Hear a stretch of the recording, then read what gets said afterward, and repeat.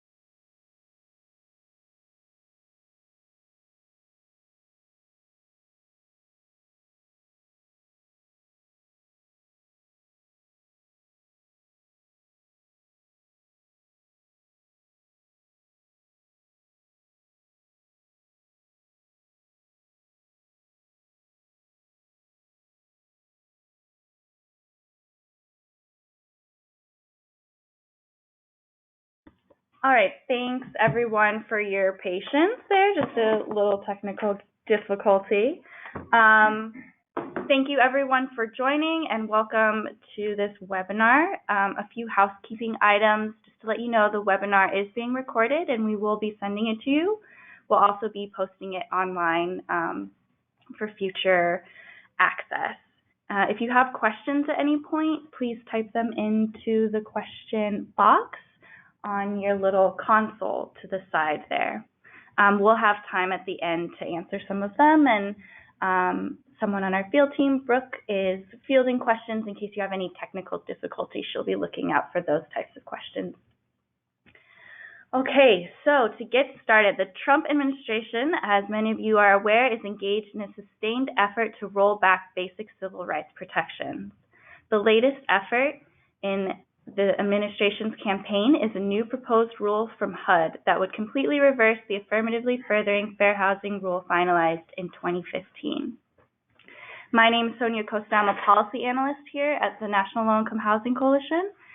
My colleagues Debbie Goldberg from the National Fair Housing Alliance and Renee Williams from the National Housing Law Project are joining me to provide background about this new proposal and give you the tools you need to take action. So we're going to start with some background on affirmatively furthering fair housing. It's just a refresher for everybody, as well as kind of an overview of the 2015 rule before we start discussing the new proposed rule from Secretary Carson. Then we will be talking about our advocacy strategy and then opening it up for questions. I'm going to hand it over to Debbie Goldberg, who is the Vice President of Housing Policy and Special Projects at NAFA, to get us started. Great. Thank you so much, Sonia. All right, I'm going to test out my control of the keyboard, which is, oh, there we go. Great. Okay. So I want to say thank you to the Low-Income Housing Coalition for having this webinar and for inviting me to participate in it. And I also want to say that we are really happy to be partnering with the coalition, with the National Housing Law Project, and with many other organizations, hopefully including all of you, in this fight against the Trump administration's latest attack on our fair housing protections. And as Sonia said, just to make sure that we're all starting off on the same page, I wanted to take a couple minutes and talk about what affirmatively furthering fair housing, or AFFH in fair housing, gobbledygook, means. It's a phrase that's hard to say, and the meaning isn't really clear from the words, but the concept that it's based on is really pretty straightforward, and it's basically that where you live matters. It determines where your kids go to school, what kind of transportation system serves you, what kinds of jobs you have access to, whether you have the opportunity to build wealth, whether you have not only access to health care, but the ability to breathe clean air and drink clean water, and many, many other aspects of your life. And in this country, we say that we believe, well, we say, but our screen doesn't advance. Oh, there we go. There's like a delay there. Sorry. We say that we believe that no matter where people live, that everyone should have access to the resources, the amenities, and the opportunities that they need to flourish. So that's what we believe, but that's not really the reality that we live in. When we look around at the country, we see that there are great disparities in the resources that different neighborhoods offer to their residents. So that raises the question of why is that? How did it come to be? And to answer those questions, you have to understand a little bit about the history of our policies and practices relating to to housing. So the fact is that we are a very segregated country, more so, in fact, than we were 100 years ago. You can see that in this map of Cleveland, which is color-coded by the race and national origin of the people living in each census tract. The blue areas are where white households live. The red areas are where African-American residents live. There's a teeny tiny yellow, I guess we'd call that yellow area off to the left there. That's where Hispanic households live. And you can see that people are very separated by race, right, and national origin. They live in very different communities, and that is true not only in Cleveland, but in virtually every city in this country to, a greater or lesser degree. So that in turn raises the question of how did we get that way? Is this just the result of lots of individual choices made by people who want to live with people who look like them? And the answer to that is no. Segregation in America was created very deliberately through policies and practices designed and implemented by government at the local, state, and federal level, working hand in hand with the private sector over many, many years. So, for example, there were the redlining maps, like this one here of Cleveland, which if you notice, the red areas on this map are very similar to the red areas on the map that I just showed you a minute ago. These maps, this one and many others like it, were created by a government agency known as the Homeowners Loan Corporation in the aftermath of the Great Depression. And in addition to bailing out more than 1 million homeowners who were in danger of foreclosure, and thereby stabilizing the faltering housing market, the HOLC made maps like these all over the country, sorting neighborhoods into 4 categories: best, which were colored in green; still desirable, colored in blue; definitely declining, colored in yellow; and hazardous, colored in red.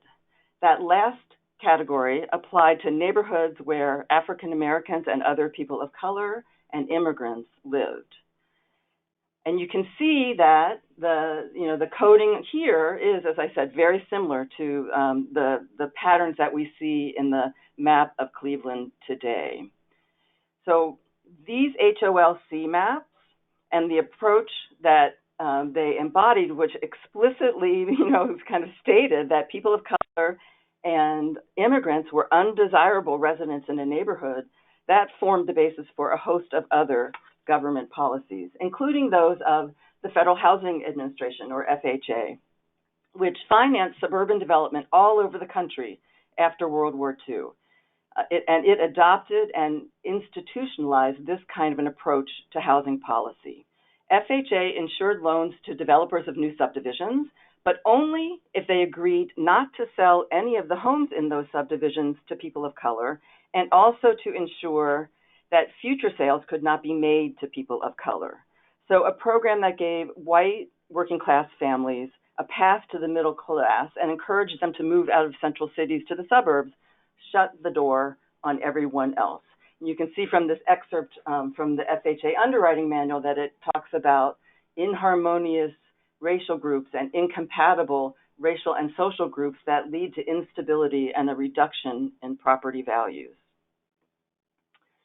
So the policies of the federal government worked hand in hand with those of the private sector, which used racially restrictive covenants in the sale of homes, like this one, as well as this one, which was a little broader. The first one just said you can't sell, lease, convey, rent, or anything else this property to people who aren't white. This one expands the prohibited list to include a wider set of folks. But accomplishes basically the same goal, right? It bars sales to people based on their race, their religious affiliation, or their ethnic background. And the appraisal industry was part of this puzzle as well, using these same characteristics to rank people based on their supposed desirability and their positive or negative impact on neighborhood stability and property values. There are many, many other examples of public and private policies that contributed to segregation and limited people's choices about where they could live.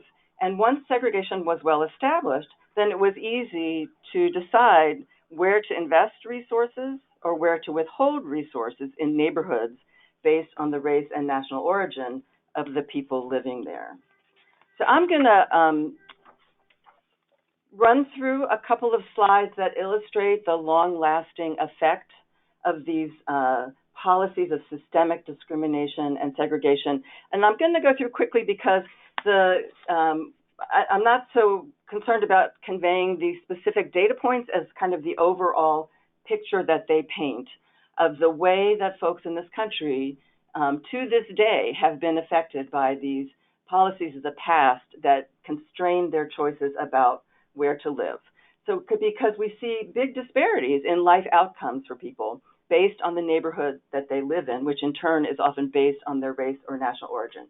So we see big disparities in education in terms of the resources available to schools, the level of segregation in schools, and the extent to which people of color are able to graduate from high school, go on to college, and graduate from college successfully, which in turn has a big impact on their access to the job market. We see big disparities in home ownership rates. The line at the top of this chart is the home ownership rate for white folks. The yellow, I guess, and purple lines at the bottom is the home ownership rates for African Americans and Hispanics, and you can see that there is this persistent 30 percentage point gap in the home ownership rate among those groups.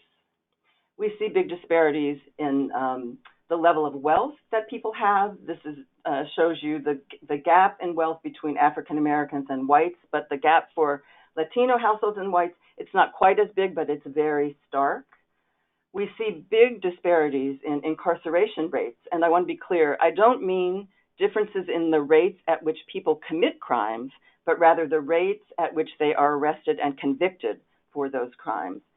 Big disparities based on race and national origin, so think mass incarceration, stop and frisk, cash bail, and the like. And we see big discrepancies in life expectancy based on the neighborhood in which people live. This is a map of New Orleans. If you look at the purple circle that says 55 years, that's Treme, which is a primarily African-American neighborhood, and that's the average life expectancy of people in that neighborhood. At the top of the map, there's a little blue circle that says 80 years. That represents the average life expectancy of the primarily white community of Lakeview. That's a 25-year difference in life expectancy, and it's tied to where people live. And I want to just be clear about a couple things. One is that this is not just a question of income. I think that HUD these days is a little unclear about this. It's confused about, are we talking affordable housing or fair housing? This is a kind of complicated chart, but what it's showing you is that low-income white households, the green bar on the far left, live in more affluent neighborhoods than middle-income African-American households. So it's not just a question of income that's keeping people from the neighborhoods that may be their neighborhoods of choice. And I want to say that it's also not just about race, right? That we know that people with disabilities face significant challenges in getting access to affordable and accessible housing in the communities in which they'd like to live. And if they happen to be people of color as well, their challenges are even greater. So these are the problems, these problems of who can live where, who has access to what neighborhoods, and who faces discrimination in the housing market. These are the problems that Congress tried to solve in 1968 when it passed the Fair Housing Act. And in that act, it basically made a promise to the American people that their choices about where to live and the opportunities available to them would not be limited by race or national origin, et cetera. And it gave HUD the job of carrying out that promise, both by protecting people against discrimination based on these 7 characteristics and by working to end segregation and redress the harms it caused. And that second part of the job description is contained in this part of the Fair Housing Act, which says that HUD has to administer its programs in a manner affirmatively to further the policies of the Fair Housing Act. So that's where the affirmatively furthering language comes from. I have to say, Congress was not very good at writing job descriptions because nobody really knows what that means, affirmatively to further. But fortunately, if my slide will advance, which it doesn't seem to want to do, fortunately, well, actually, so let me break here for a second and say my slide is not advancing. Oh, there we go. Okay. We have some other hints about what Congress actually intended, including some of the legislative history of the act and some court decisions that interpreted it. And, you know, they tell us that this is about where you're allowed to live. It's about doing more than not discriminating. It's about using HUD programs to end discrimination and segregation, and it's about taking action.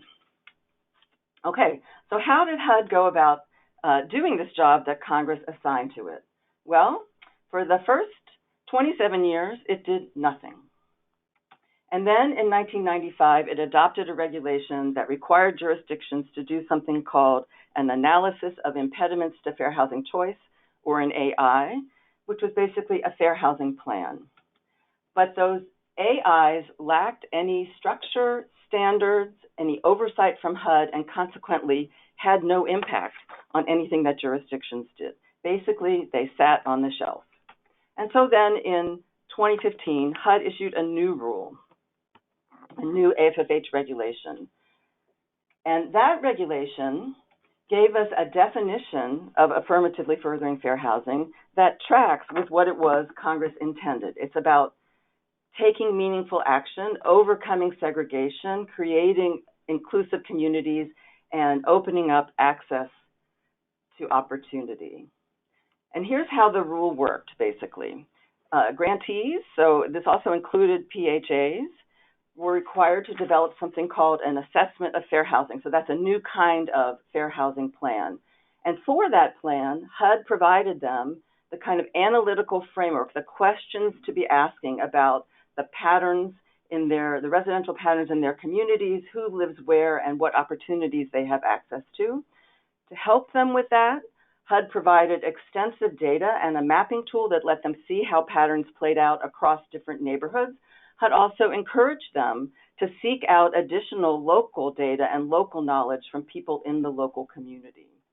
The rule had a robust community engagement process. It really brought the people who were most affected by the problems under consideration to the table to talk about their perspective on what those problems were and how they should be tackled.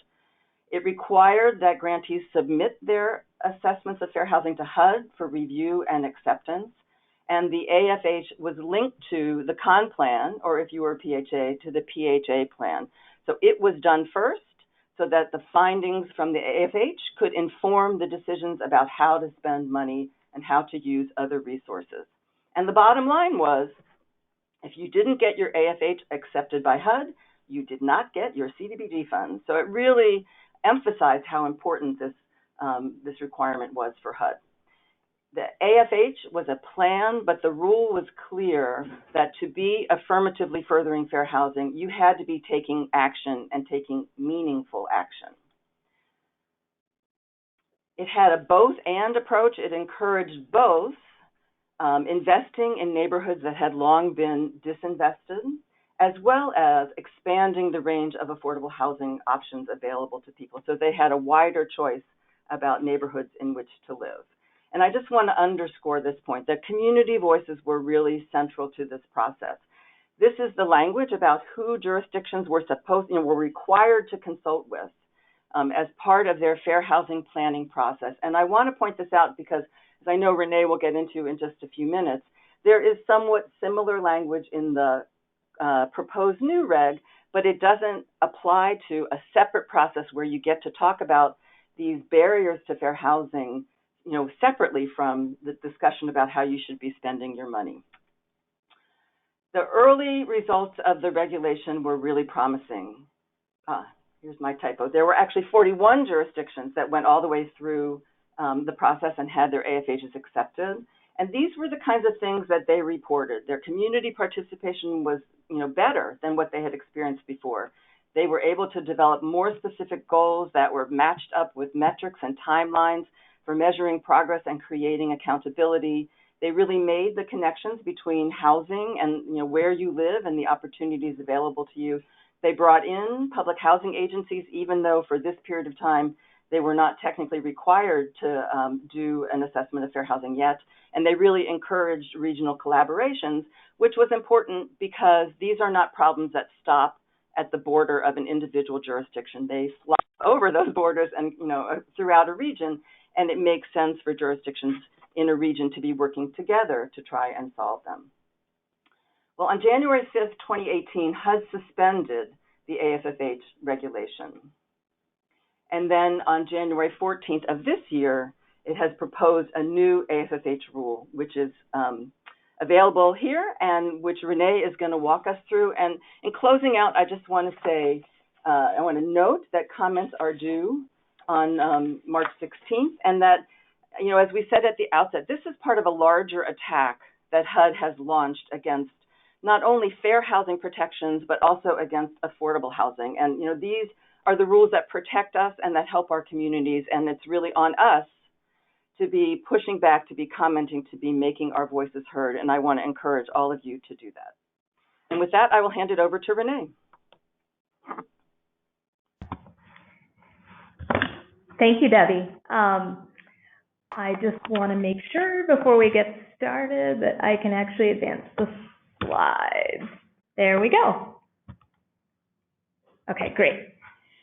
Hello, everybody. My name is Renee Williams, and I'm a senior staff attorney here at the National Housing Law Project in San Francisco. We're really glad to be here today to walk through, which Debbie alluded to is just, and Sonia as well, a really very problematic proposal that is coming out of HUD, and that really is, as both Debbie and Sonia said, a continuation of the sustained rolling back and attacks on civil rights and fair housing protections by this administration. And so I'm going to walk through the proposal, but, again, and Sonia will also talk about this as well, we really need your help. And that's why we're hosting this webinar today. We really need your help to fight back and to counter these proposals. For those of you who may not be familiar with us, just a quick mini introduction. The National Housing Law Project, as I mentioned, we are based here in San Francisco. We have a DC office as well. We were founded in 1968, and our mission is to advance housing justice for low-income people and communities by strengthening and enforcing tenants' rights, increasing housing opportunities for underserved communities, and preserving and expanding the nation's supply of safe and affordable homes. And as the Low Income Housing Coalition and NAFA, we are also just very concerned about this rule. And this is, the affirmatively furthering fair housing rule is something that we've been working on for a really long time with our partners. And again, just can't underscore how concerning this is. So the way that I'm going to approach this part of the presentation is to first start sort of at the 10,000-foot level to really hammer home the key takeaways of the proposal. And then, for folks who are interested in a little bit more of the mechanics of how this new proposed rule is supposed to work, I'll walk through that. But I wanted to, just because Debbie really did a really great job of laying out why this rule, why the 2015 rule was so important. And I'm really glad that she took the time to go through that history to talk about how, to this day, we're still experiencing disparities in access to opportunity and in life outcomes for folks based on these policies and practices that Debbie, illustrated that have, been going on for decades in the United States. So given that history, and I think one of the most alarming parts of the proposed rule is that it essentially ignores the role of segregation in terms of how to look at fair housing and how to analyze the obligation of affirmatively further fair housing and whether a jurisdiction or housing authority is complying with that. So we have a fair housing rule, and you saw on the slides that Debbie put up about what courts have had to say about the obligation of affirmatively further fair housing, and they talk about segregation. And, I think one of the biggest takeaways is that this proposed rule doesn't really even mention segregation except when it was talking about what's in the 2015 rule, so sort of the lead up to the actual proposal. It also, at the same time, minimizes the role of housing discrimination in housing policy. So by really trying to shift the conversation to one about affordable housing, which I think everyone on the call would agree is an important issue and HUD needs to take a leadership role in expanding access to affordable housing. But again, it's really moving away from these really important conversations about how policies and practices, both of the past and policies and practices that are in place today, are really harming protected classes under the Fair Housing Act. And in that line of really ignoring and minimizing the role of segregation and housing discrimination, Debbie mentioned that the old, the 2015 rule provides a helpful definition of what it means to affirmatively further fair housing, which includes, taking those meaningful actions to really begin the process of undoing the legacy and history of segregation and the effects that we still see today. And, really waters down a lot of the concepts and definitions. So how HUD is talking about affirmatively furthering fair housing looks very different under the proposed rule. Another big highlight, or low light rather, of the rule is that it scraps the assessment of fair housing process, which I think you can definitely gather from what Debbie was saying. And in doing so, really significantly reduces what HUD is asking both jurisdictions and housing authorities to do. In terms of an analysis, this actually requires less of jurisdictions than the analysis of impediments process did, which, as Debbie mentioned, the analysis of impediments process had a lot of problems. There was not effective HUD oversight. There weren't these meaningful actions coming about from that process. But what HUD is asking jurisdictions now to do, or what it's proposing, is really just focused on, having some goals for the certification, but not showing the work. And remember, I keep having this thought about when I was in elementary school and middle school, and teachers would ask, "Show your work." You can't just have an answer to a question, right, to a math problem. You really have to show your work and understand how you got to that point. And I think what HUD is saying is that getting to that point isn't really all that important, because what HUD is really doing is taking away that important analysis piece with all of that really important community input as well. And also, in that vein, housing authorities just have very minimal requirements under the proposed rule. They basically don't even have to think about goals to affirmatively further fair housing. So we'll talk about that. Another theme and takeaway that Debbie also touched on was this conflation of affordable housing and fair housing. So if you read through the rule, you see some discussion about barriers to affordable housing production and affordable housing supply. But even within that, there's no meaningful focus on who is this housing going to be affordable for. There's no meaningful focus on low-income or very low-income housing. And again, really doesn't focus on segregation at all. So really tries to conflate fair housing and affordable housing. And as several of us involved with this campaign like to say, it's not a fair housing rule, it's not an affordable housing rule. It's not going to be effective at advancing either objective of affirmatively furthering fair housing or really advancing affordable housing, making progress in terms of expanding access to affordable housing. Debbie also mentioned something that was very important, in that the proposed rule eliminates key opportunities for fair housing specific public input. One of the really important pieces of the 2015 rule was that HUD was really emphasizing the import of community engagement, such that not only the problems that are being identified in communities are something that has buy-in from residents, including members of protected classes, but also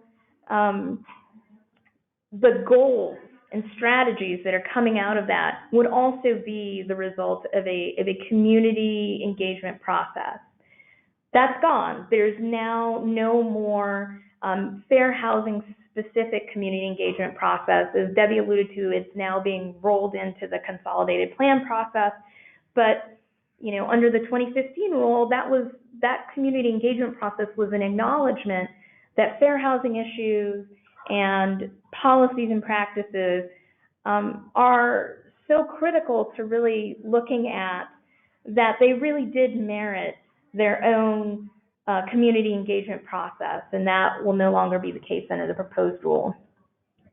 And then also just another alarming development is, and again, this is really in line with, I mentioned it's not a fair housing rule, not an affordable housing rule. It's really a deregulation rule in that the proposal really does try to advance the administration's overarching deregulation agenda. And you really see that when you have a fair housing rule, the affirmatively furthering fair housing rule, that labels locally adopted laws and policies such as rent control or labor and environmental standards as being inherent barriers to fair housing choice. Just off the bat, without any local context or any anything like that, just really labeling these protections as being barriers to fair housing choice. I've sort of gone over a lot of this already, and Debbie also mentioned, when the proposed rule was published and when comments are due, Sonia will get into that. A couple of other just really concerning changes. How HUD defines fair housing choice in the rule, and for those who want to look it up, the citation is there.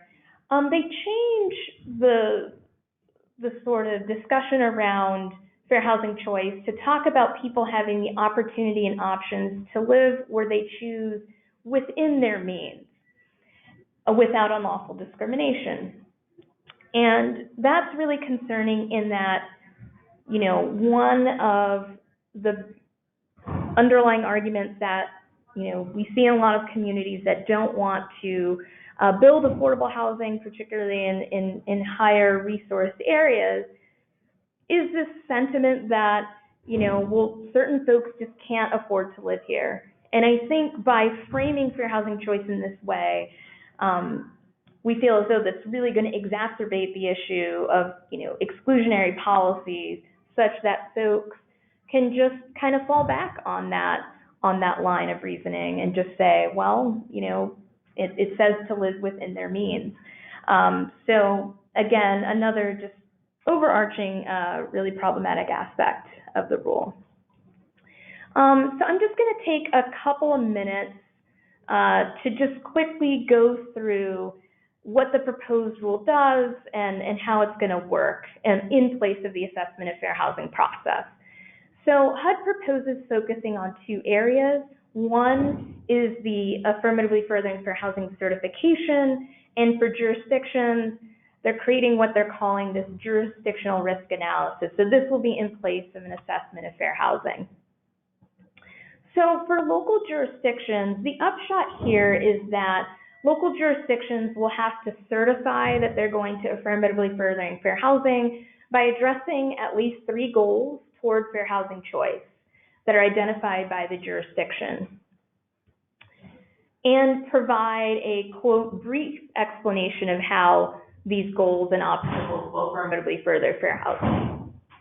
And they do mention that, they have to have concrete and measurable outcomes or changes, but the issue is that HUD, in this certification process, has already identified 16, quote, inherent barriers to affordable housing choice, to fair housing choice, rather, that it has outlined. And if a jurisdiction chooses one of those 16 barriers, then there's no explanation required. And I'll show you what I mean in terms of the inherent barriers to fair housing choice.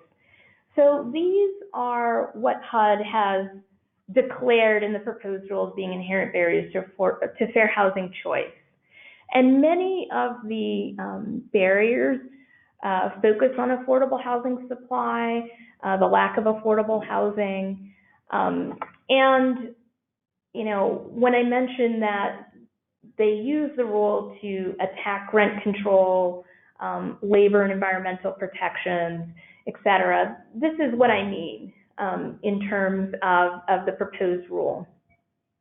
What HUD is doing is pointing to these particular issues and saying, you know, this is an inherent barrier to affordable housing choice, again, without much context, explanation, et cetera, and so makes it much easier for jurisdictions to actually take harmful actions in the guise of a fair housing goal.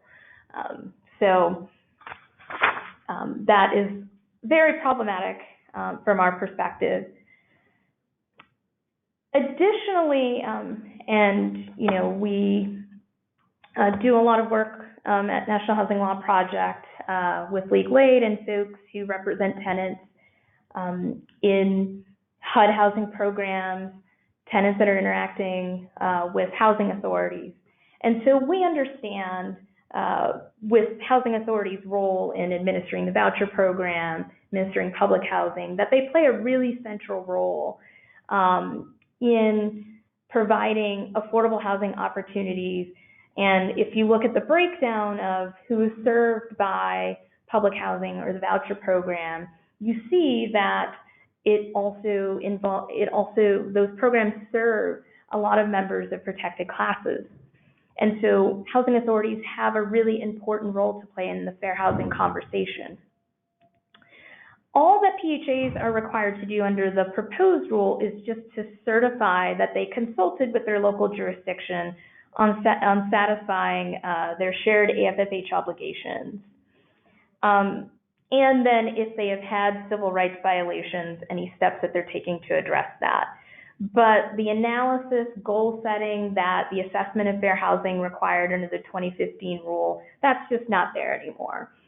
And so, and you know, for those of us who worked with advocates on, you know, being involved in these assessments of fair housing, you know, one thing that was always difficult was to ensure that communities were doing that engagement with their housing authorities to bring that really important piece into the analysis. And so by sort of letting PHAs get away with a very minimal showing of what they're doing to affirmatively further fair housing, again, very concerning. And then just really quickly, you know, I don't want to spend too much time, you know, on the really nitty-gritty mechanics here. But a second part, so that's the AFFH certification, and then for jurisdictions, HUD is proposing to score and rank jurisdictions on a number of metrics. Again, you know, these metrics, as I mentioned on the next slide, largely focus on housing quality and affordability. Again, those are very important issues, but do not really reference or grapple with the role of housing segregation in housing policy. So just to flip back for a second, so basically HUD is going to take jurisdictions. There will actually be 4 separate categories. It seemed like probably too much for a 1-hour webinar to get into, but the upshot is that jurisdictions will be grouped and then ranked based on these metrics that HUD has identified, which I believe are 9 metrics. And they will use these metrics to find out, quote, which jurisdictions are especially succeeding, end quote, at AFFH, at affirmatively furthering fair housing. And I think, I don't even quite know what that means. I feel like, you know, affirmatively furthering fair housing is, you know, it's a long process. It's an important undertaking, and it's not something that, you know, I feel like, you know, I can't think of a place that is especially succeeding at affirmatively furthering fair housing. So it's not really clear what that means. And then at the bottom of the scale, there will be jurisdictions receiving enhanced review or additional assistance. And low-performing jurisdictions may have their AFFH certifications questioned, and then the outstanding performers will get some incentives like additional points in funding competitions, additional funding eligibility for NOFAs, et cetera. But, you know, we don't really feel like that's going to move the scale or get jurisdictions who are, you know, particularly exclusionary to do much to affirmatively further fair housing. Talked about that. And then again, just because I want Sonia to be able to have enough time to talk about the campaign. In this ranking system, there's a second piece where a jurisdiction can't be designated as outstanding if the jurisdiction or PHA or local government has been found in violation of civil rights law in a case brought by or on behalf of HUD or by DOJ. And I think what's really important here is just to know that this is a very narrow view of fair housing enforcement. So even to the extent that they acknowledge housing discrimination in this framework, they're leaving out the role of private fair housing enforcement, which, as we know, is the main driver of fair housing enforcement across the country. So, you know, again, this is not really a meaningful tackling of fair housing issues, you know, both systemic or even discrete acts of housing discrimination. So, and Debbie mentioned the importance of, you know, regional collaboration, because fair housing issues, you know, don't just stop at jurisdictional boundaries. And by ranking jurisdictions, we feel like that's going to have sort of the inverse effect of, you know, pitting jurisdictions against one another to the extent that they want to be competitive for these whatever benefits may accrue for being a top performer.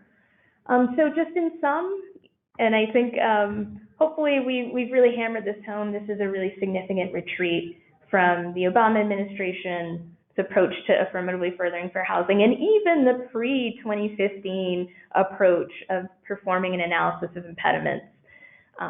And so, as Sonia is going to talk about, we really need your help to really oppose and stand up against this proposal.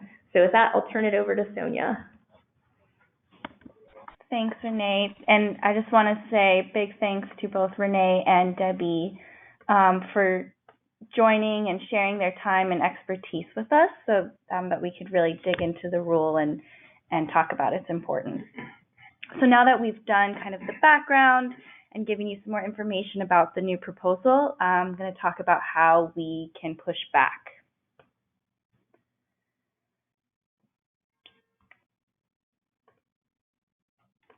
There we go. So a number of partners, some of whom you can see on the screen here, are working together on a campaign to oppose the new rule and encourage people to submit comments. To that end, we have a website. It's fightforhousingjustice.org. It's down there at the bottom of this slide.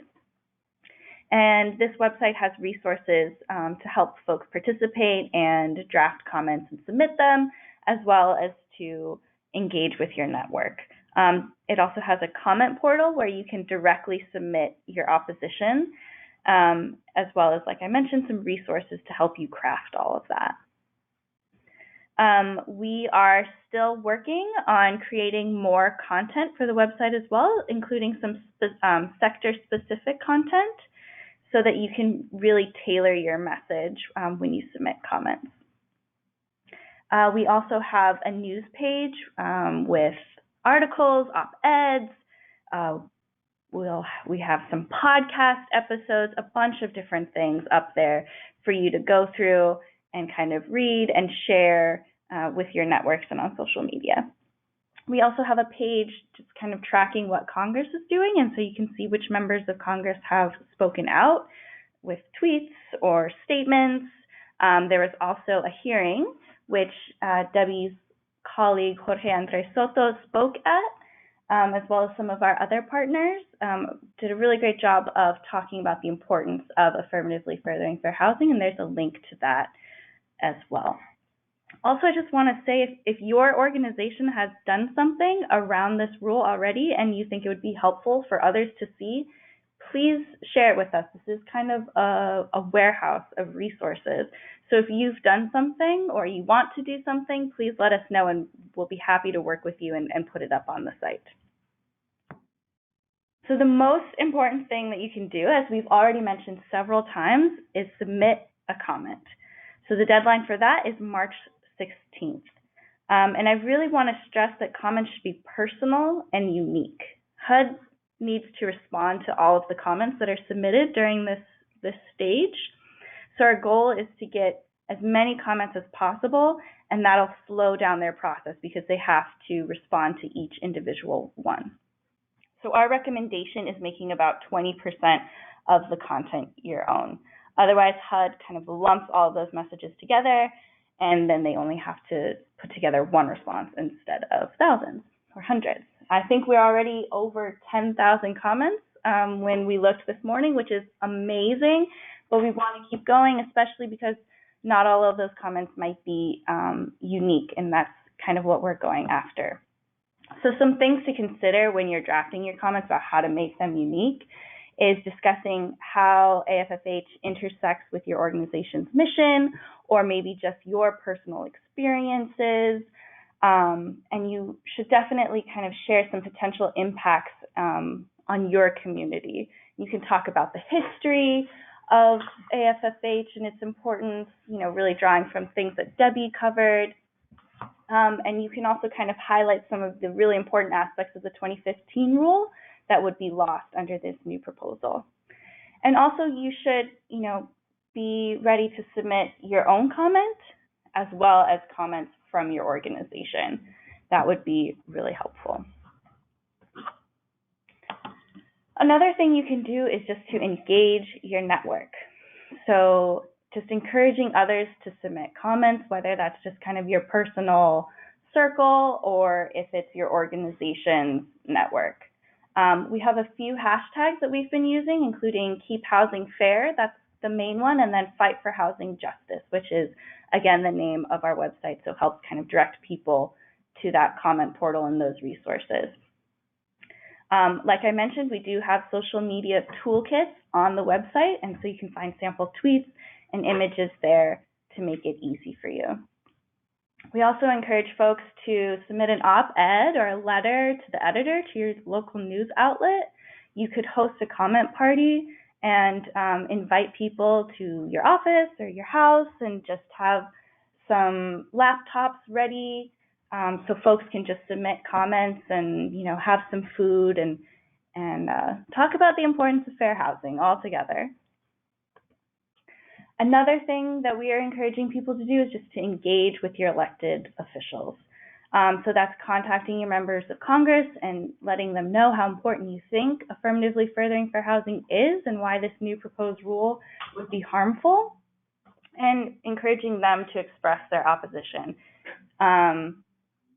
Maybe some of your state and local officials might also be interested in engaging on this topic, and if you have connections to them, you should definitely reach out and encourage them to speak out and talk about the importance that good AFFH policy in your area, how that would help their community. And I just wanted to particularly shout out this action tomorrow. Some of you may know that tomorrow is Valentine's Day. I personally had completely forgotten myself. But we are trying to kind of get into that by sending HUD a Valentine. So we have a special Valentine's Day social media toolkit up on the Fight for FightForHousingJustice.org website. You can find it there. It has sample images like this, plus several more, as well as sample tweets that are all kind of Valentine's Day themed. And the idea is that we will use whatever hashtag is trending for Valentine's Day, and just put that into all of our tweets so that as people are going through to see what people are saying about Valentine's Day, they'll see all of these lovely Valentine's Day cards to HUD, encouraging them to withdraw their proposal and reinstate the 2015 rule. Like I said, we are still continuing to put together resources. National Low Income Housing Coalition will be putting together a sample comment relatively soon, and others are working on additional comment templates as well. And this is just a way to help you, to make it easy for you to just take some of that language, insert your own kind of perspective, and send it off. Because, like I said, we do want comments, but of course we want to make them unique. Okay, and with that, we have some time for questions. So do we have any questions that we can answer? Hey everyone, this is Brooke with the National Low Income Housing Coalition. I'm going to read off a couple of questions that we have. And while I'm reading these, think of another question. Be sure to enter that into the questions box on your screen. So the first one is, can one conclude that the duty to build integrated communities, such as deconcentrate segregated housing patterns, come from the act itself? I'm sorry, could you say the beginning of that again? Because I couldn't, Sure. you kind of, yeah, cut out. Can one conclude that the duty to build integrated communities come from the act itself? So I would say, and Renee, I'm sure will have her own thoughts on this, but I would say that the Act doesn't frame it in that way, and it's perhaps in part because the Act was written in 1968, so it was the end of a decade of great turbulence in American cities and a lot of racial tension in American cities, and I think the whole the idea, the fact of segregation was really seared into not only Congress's, but the country's minds at that point. And the approach that the Act takes is to try and ensure that people don't face discrimination based on race or national origin or, the other protected characteristics when they go looking for housing. And also that we recognize that we have created these, deeply entrenched segregated communities, and we need to take active steps to dismantle them. So, as I think of it, at least, I think the Act frames it more in terms of overcoming the harms of segregation, which could include, we don't want to perpetuate it, right? And so I think we want to make sure that the communities that we're building in the future are open and inclusive. I guess what I think the Act doesn't say is that HUD is going to dictate where anybody has to live and to say, you can't live in this community that you might really like. You have to move someplace else. That is not part of what this was intended to accomplish. Yeah. Renee, do you have other Yeah, no, just to echo what Debbie said, I 100% agree that, and that's something that I think has been mischaracterized about the 2015 rule, that it was sort of dictating where people can and can't live or telling people that they have to move, and that's not the case. And I think, over time, we have the 1968 Act and that phrase in the Act, and over time the courts and then more recently HUD has really, framed the AFFH obligation as Debbie said, overcoming entrenched patterns of segregation and taking actions that would promote inclusive communities. But it is very context specific, as Debbie alluded to. What it means to affirmatively further fair housing is going to look different depending on the history of a community, what the residents in that community want, et cetera. And so it's not a one-size-fits-all approach, I think, is what the AFFH rule in 2015 really tried to hammer home. But that has been mischaracterized as, trying, dictating where people can and can't live, which is not the case. I hope that answers the question. Yes, thanks. I think you both did a great job of answering that. Yeah, and we have a few more questions, but before I read those out, I'm just going to really quickly note for those of you who are on the phone or who may have missed it in the chat box, we had some questions asking if we would be providing the PowerPoint after this webinar, and the answer is yes, we will be sending that out, and it will also be made available on the fightforhousingjustice.org website. So our next question is, does the proposed rule eliminate HUD's site and neighborhood standards? Do you want to take that one, Renee? Yeah, I don't believe so. I don't think that was, I think that's a separate issue.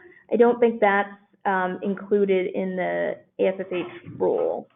No, and I could jump in on that. In fact, in the preamble to the rule, HUD says that it takes steps to fulfill its own obligation to affirmatively further fair housing, and it cites those standards as part of what it's doing on, on its own behalf. So I think they've been left untouched.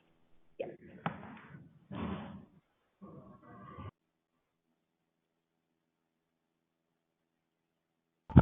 Okay, great, thank you. HUD says that the 2015 rules are too burdensome. Are there some good responses to support the benefits versus cost of the 2015 rules? Debbie, do you want to take that one, or do you? I'll start, and you can add. I think that HUD, I'm not sure what HUD actually bases that on, because if you look at the comments that were submitted in response to a whole series of questions, opportunities HUD gave people to weigh in. In fact, jurisdictions spoke in their comments in many cases, particularly those that had been through the process, to the benefits that they experience. And the rule itself was very carefully crafted to respond to both weaknesses that GAO had identified in the old rule, the 1995 rule, and also the requests from jurisdictions, from mayors and other elected officials over many years for greater guidance, greater clarity. They wanted to be told, how do we go about figuring out what our AFFH obligation is and then fulfilling it? And I think, some jurisdictions had never really put much effort into doing this before, and so they may have found this a more rigorous exercise than what they had done previously. But it was really constructed in a way that helped them focus on the issues they needed to be looking at. I will say, having read a number of AIs over the years, it was not unusual to find an AI, well, I don't want to overstate it, but it's definitely the case in numerous cases that an AI might not even mention race, which is sort of a central focus of the Fair Housing Act, right? And so it was clear that many jurisdictions didn't even know how to approach this obligation. And so for those folks, actually having to go through a process that required some thought and analysis and consultation with the community might seem like a harder job than what they had done before. I don't know, Renee, you had things to add? No, I think that, yeah, I think I don't really have anything else to add, to that. I guess, I'm sorry, one other thing I would add, if I could just add one more thought, is I think many jurisdictions found real benefits out of the process. So Sonia mentioned the hearing that happened last week in the House where my colleague Jorge testified, and one of the other witnesses at that hearing was Ellen Lee, who is with the city of New Orleans and went through that process as a city representative in the the first round of under the new rule. And one of the things that she said was, this, among other things, this rule and this process helped them realize that not only was it important that they build housing, new affordable housing, but also where they built new affordable housing. And that was something that they hadn't really focused on before. But it was of great concern to residents in that community. And, there were similar, I think, epiphanies all across the country in the cities that went through the process, that it really helped them see their problems from a different and important perspective. Thanks, Debbie. Yeah, this is Sonia. I'll just kind of add to something that I've been sharing about that point of it being too costly and burdensome is this is trying to address centuries of discriminatory policies. It's not going to be easy. It's going to require resources. It's going to require effort, and that should be a national priority of ours. And I think we have one question left. Yep. So the last question is, the new rule eliminates requirements for benchmarks and goals. With this in mind, can HUD now weaponize the rule and decide which jurisdictions are satisfying requirements and which are not?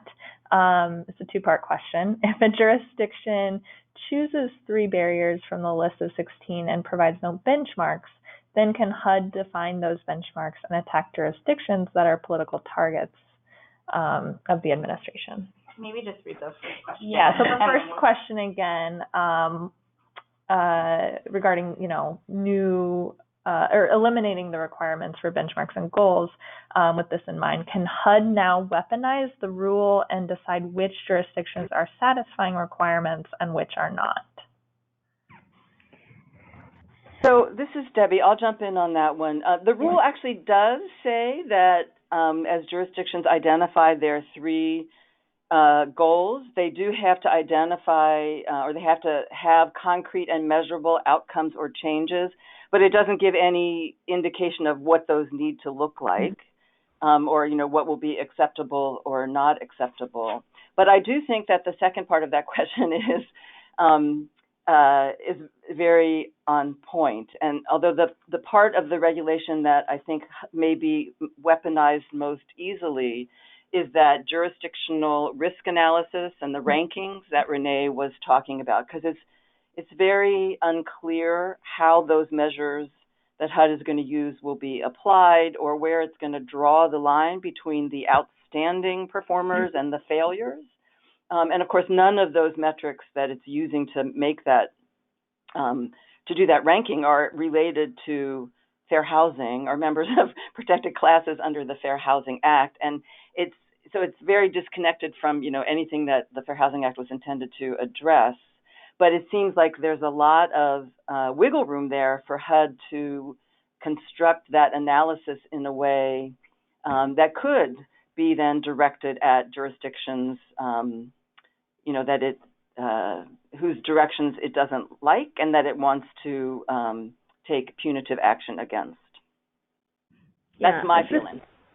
This is Renee. I would agree with that. I think for folks who have been looking at the rule, they have been looking at this jurisdictional ranking analysis as being a way, because it's tied to incentives around funding, that and the way that the categories are broken up. I mentioned, there are sort of 4 categories of ranking, of lumping jurisdictions. And it makes it such that, high cost areas, areas where there is, very low affordable housing supply and high general costs are, they're going to be pitted against each other, and it's going to be really difficult, I think, for a lot of those places to come out as outstanding performers. But I do agree that it's not entirely clear how HUD is actually going to evaluate the substance of the certification. Great, thanks Renee, and thank you Debbie. And just a final thank you to you both and for everyone who joined us today. I put up our contact information so that you can reach out with maybe any additional questions, or like I said, if your organization has done something that you would like to share on the website, feel free to reach out and we can do that. So thanks everyone, and please go submit your comments.